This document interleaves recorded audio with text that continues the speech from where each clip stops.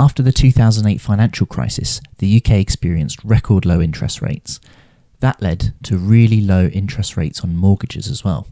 For some, that meant interest rates on your mortgage of sub 2%, but a spike in CPI inflation has led to the Bank of England raising rates.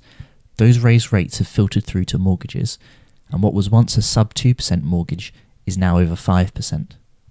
If we take the average UK house worth £300,000 with a 75% loan to value, which is a mortgage of £225,000, in 2017 a 2-year fix was a lowly 1.35%. The same mortgage now is 5.5%. That means over a 25-year mortgage between 2017 and 2023, your repayments would have gone up from £884 to £1,382. That's a 56% increase on a 2-year fixed mortgage. That jump in repayments has put a massive squeeze on people's incomes. So whilst we've had really low interest rates on mortgages, it's meant borrowing money was very cheap. That meant that it was better to invest your money than it was to pay off your mortgage generally. Over comparable time periods, you would often end up with much more money if you'd invested it than if you'd used that as overpayments on your mortgage. But now interest rates have spiked again. People are asking the question, is it better to pay my mortgage down or is it better to invest my spare money? And that's what we're going to look at in this video. Before we get started, I just want to say everyone's situation is unique. You should spend the time understanding your finances rather than just taking my word for it on YouTube. If you need to, seek specialist financial support. I have put together a free calculator which I'll show you how to access at the end of the video, where you can plug in your numbers against projected investment and housing returns to see what would make more sense for you. First, let's look at the benefits of paying off your mortgage over the benefits of investing. One of the biggest reasons why you might choose to pay off your mortgage over investing is the psychological impact. For many people, their mortgage is their biggest monthly expense, and being able to eliminate that is a massive psychological barrier to overcome. Think about how much disposable income you'd have if you didn't have to pay your rent or your mortgage every month. It means that no one else has a charge on your house, and you'll always own that asset. That can be really beneficial once you get to retirement, because having the reduced expenses means you can live off less money. So once the state pension and private pensions kick in, you can often have more disposable income than you had when working. Paying down your mortgage early can also save you tens of thousands of pounds in interest costs. Mortgages are effectively just borrowing against your future earnings. So overpaying on your mortgage reduces the amount that you're borrowing from your future self.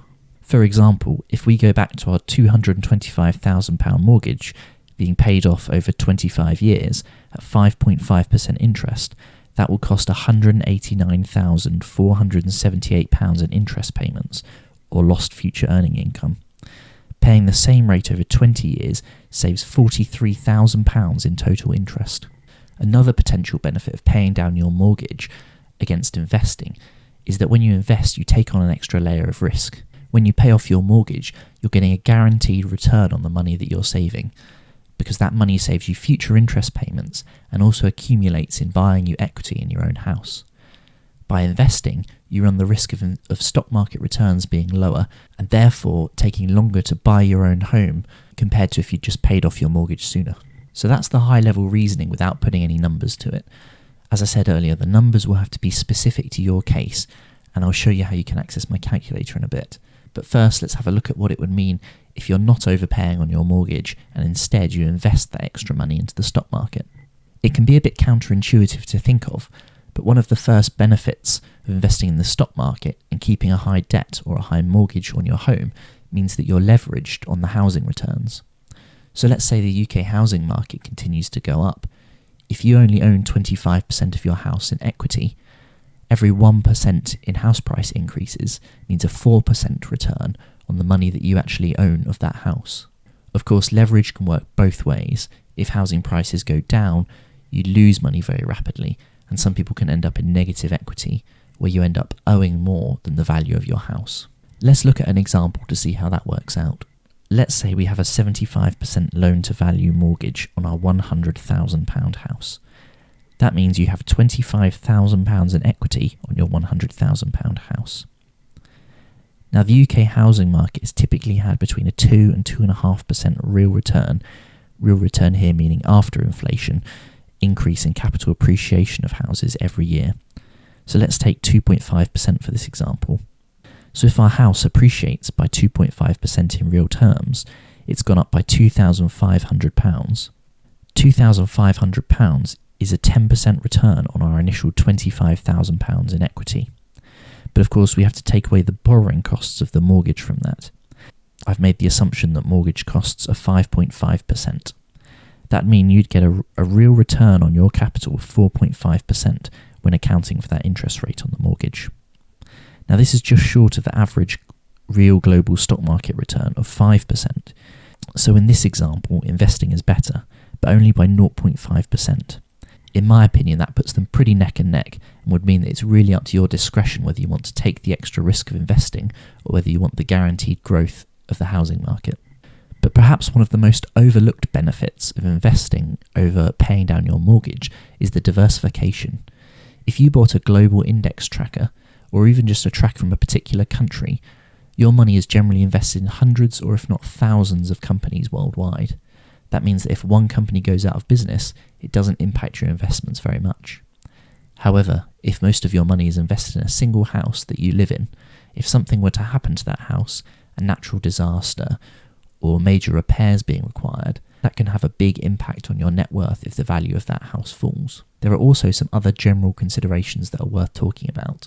One of the biggest is ongoing maintenance of a house. A typical global stock market tracker might only have a fee of about 0.1 to 0.2% plus platform fees, meaning you're probably only paying about 0.3% of your yearly invested wealth to maintain that investment. However, a house can be a lot more variable. You might one year have the roof need replacing and it costs thousands of pounds, whereas in another year you may have very little in the way of maintenance to do on your house. This data from Pennington Choices shows averaged costs for large-scale landlords in the UK. Another often overlooked fact that really isn't a benefit or a negative either way is that in the UK, most mortgages are on fixed terms. That could be a 2-year, a 3-year, a 5-year, and there are some longer terms available. That means every time your fix ends, you're resetting your interest rate on your mortgage to the current prevailing rate, and that might be higher or it might be lower. So that's very difficult to model, and you might just have to assume that you get the average rate across your entire mortgage length. What most people try to do though is avoid going on to what's known as the standard variable rate. So when your fixed term ends, your lender will normally bump you onto a much higher rate. And so this is where most people in the UK will remortgage onto another fixed rate or another tracker rate. The final consideration is how liquid your investments are. In the stock market, you can very quickly log on to a brokerage account and just sell some investments, and you can have the money into your account within the same day or within the next couple of days. However, if you need to release money from a house, that can be much more difficult. You can borrow against a house, or you could sell your house, but both of those methods take significantly longer than liquidating investments. It's the liquidity factor that's one of my main drivers why I prefer investing over paying down my mortgage. But having said that, that might not be so much of a requirement for you, and therefore paying down your mortgage may in fact be beneficial. I would also just like to caveat some of the content in this video. This doesn't apply to landlords renting houses. The house price growth that I've talked about in this video, the 2 to 2.5% real growth, is capital growth of the actual house itself. That doesn't include any rental yields that there might be. That would potentially push this in favour of housing if you're going to become a landlord over the stock market, because you also get those leveraged returns that we spoke about earlier. So I mentioned earlier in the video that I've made a free calculator, and you can access the calculator in the description below. The calculator is completely free. You can enter stock market returns, housing returns, your own mortgage situation, and it will generate a few different scenarios that you can evaluate and review. Play around with the numbers, see what changing your mortgage term might do, see what overpaying your mortgage might do, or going for an interest-only mortgage. The calculator doesn't include things like tax and early repayment charges, so it's worth bearing that in mind when you look at the numbers. Also consider that the calculator doesn't take into account some of the things we've looked at in this video, such as the psychological impact of owning your own home or getting that guaranteed return on investment. The numbers in the calculator are very idealised. For example, the stock market and housing return data will just give you a continuous growth at the rate you put in, whereas in the real world, that'll be a much more volatile up and down scenario. So if you want to see what works better for you, investing, overpaying your mortgage, or changing up your mortgage product itself, you can access my free calculator with the link in the description.